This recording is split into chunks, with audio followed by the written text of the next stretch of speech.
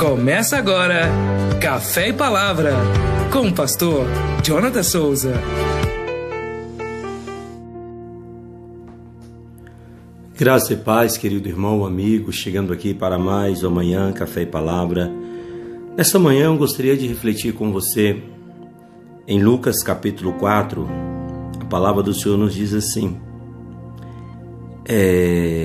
versículo 18: O Espírito do Senhor está sobre mim, pelo que me ungiu para evangelizar os pobres. Enviou-me para proclamar libertação aos cativos e a restauração da vista aos cegos, para pôr em liberdade os oprimidos e apregoar o ano aceitável do Senhor. Tendo fechado o livro, devolveu-o ao assistente e sentou-se a todos na sinagoga. E todos na sinagoga tinham os olhos fitos nele. Então passou Jesus a dizer-lhes: Hoje se cumpriu a Escritura, que acabais de ouvir. Todos lhe davam testemunho e se maravilhavam das palavras de graça que lhe saíam dos lábios, e perguntavam: Não é este o filho de José? Disse-lhe Jesus: Sem dúvida, citar-me-eis esse provérbio: Médico, cura-te a ti mesmo. Tudo o que ouvimos ter se dado em Cafarnaum, faz-o também aqui na tua terra. E prosseguiu: De fato vos afirmo que nenhum profeta é bem recebido na sua própria terra. Na verdade vos digo que muitas viúvas havia em Israel no tempo de Elias, quando o céu se fechou por 3 anos e 6 meses, reinando grande fome em toda a terra. E a nenhuma delas foi Elias enviado, senão a uma viúva de Sarepta de Sidom. Havia também muitos leprosos em Israel nos dias do profeta Eliseu, e nenhum deles foi purificado, senão Naamã, o sírio. Todos na sinagoga, ouvindo essas palavras, essas coisas, se encheram de ira, e levantando-se, expulsaram-no da cidade, e o levaram até ao cimo do monte, sobre o qual estava edificada, para de lá precipitarem abaixo. Jesus, porém, passando por entre eles, retirou-se. Meu amigo, irmão, eu gostaria de mostrar para você nesta manhã, em breves palavras, o propósito de Jesus Cristo ao vir a este mundo. Isaías, no capítulo 61, ele vai estar falando a respeito do Messias, e lá no capítulo 61 de Isaías, é o texto que Jesus está citando aqui, que ele está lendo, quando lhe é dado a palavra na sinagoga. Porém, esse Senhor que veio para libertar, para evangelizar os pobres e proclamar libertação aos cativos, recusaram a crer, a obedecer, ainda que achavam as palavras de Jesus, muito sábias. Olha para você ver, versículo 22, todos lhe davam testemunho e se maravilhavam das palavras de graça que lhe saíam dos lábios, e perguntavam: Não é este o filho de José? Ou seja, até o momento em que eles vão descobrir que Jesus era daquela região, ali estava a mãe, os irmãos e irmãs de Jesus, e quando eles vão ver isso, eles vão se encher de fúria. Por quê? Porque não, ele é daqui de Nazaré. Nazaré é uma pequena cidade, um pequeno povoado, carente, onde ali muitas pessoas, Jesus conhecia muitas pessoas que precisavam de libertação. Por isso ele vai trazer esta palavra: Deus me enviou aqui com o propósito de libertar os cativos. Jesus conhecia, mas ao contrário dele ser aceito, ele foi rejeitado em Nazaré. Ele foi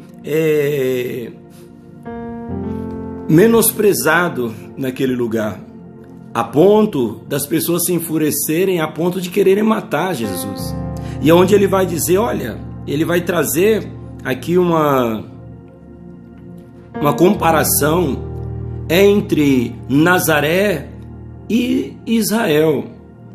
Quando reinou a fome por 3 anos e meio, mais ou menos, em Israel, você vai ver que Jesus dizendo aqui no versículo 25, na verdade vos digo que muitas viúvas havia em Israel no tempo de Elias, quando o céu se fechou por 3 anos e 6 meses, reinando grande fome em toda a terra, e a nenhuma delas foi Elias enviado, senão a uma viúva de Sarepta, de Sidom. Ou seja, o Senhor está dizendo, embora em Israel houvesse muitas pessoas necessitadas, o profeta não foi enviado a elas, mas sim a essa viúva de Sarepta, uma estrangeira, para que ele sustentasse o profeta de Deus. Porque nós vemos que muitos hoje, irmãos, eles resistem, não querem ouvir a palavra do Senhor. E eu gostaria que você que me ouve nesta manhã, não sei que hora você está me ouvindo ou assistindo esse vídeo, ouvindo essa palavra, pare um pouco e volte a tua mente, seja sincero com você mesmo. Você tem dado crédito à palavra de Deus? Você tem recebido a palavra de Deus de bom grado na tua vida? Porque Jesus vai dizer, fazendo essa comparação da viúva, das viúvas que precisavam lá em Israel, mas o profeta foi enviado à viúva de Sarepta de Sidom. Por quê? Porque esta viúva deu crédito e honrou o profeta de Deus. E a esta, ela foi abençoada e recebeu a transformação da tua situação, de uma viúva que estava à beira da morte, onde ela mesmo vai declarar. Se você pegar o texto lá em 1 Reis, capítulo 17, você vai ver, o Senhor dizendo, através daquele capítulo, sobre aquela mulher, aonde ela mesma vai proferir, olha, eu só tenho um punhado de farinha para fazer para mim e meu filho, e depois nós vamos morrer. Mas Elias chegou, deu uma ordem, ainda que difícil para ela, seria difícil para ela atender, mas ela dispôs a obedecer a palavra do profeta. E Elias, ela vai e tem aquela atitude, Deus muda, sabe? De uma mulher que estava à beira da morte, Deus transforma a miséria dela em prosperidade, Deus transforma, a escassez dela em fartura.